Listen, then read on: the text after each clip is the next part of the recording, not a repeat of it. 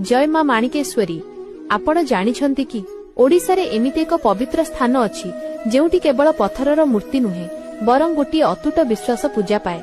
से हेउछंती कलाहांडीर अधिष्ठात्री देवी मां माणिकेश्वरी। इतिहास कुहे शह शह वर्ष तले नागवंशी राजा माने मां को निजर रक्षाकर्ती भावे वरण करथिले। मां को रूप जेतिकी विचित्र सेतिकी रहस्यमय। मां को शरीर सबुबेले एक पवित्र वस्त्र रे आच्छादित होई रही थाए। बाहर को केवल दृश्यमान हुए तांकर सेही श्यामल मुखमंडल जहांको मस्तकरे चमकु थाए एक देवीय माणिक्य। सेथिपाई तो मां को नाम माणिकेश्वरी। किंतु असल रोमांच आसे महाष्टमीर सेही कालरात्रि रे जहाको आमे कहू छतर यात्रा। सारा दुनिया जेतेबेले निद्रा रे थाए मां को पवित्र छतर गुप्तरे बाहरी जेनाखाल को जाए। आउ सूर्योदय समय रे जेतेबेले मां निज मंदिर को प्रत्यावर्तन करती सेतेबेलर दृश्य देखिले लोम टांकुरी जाए।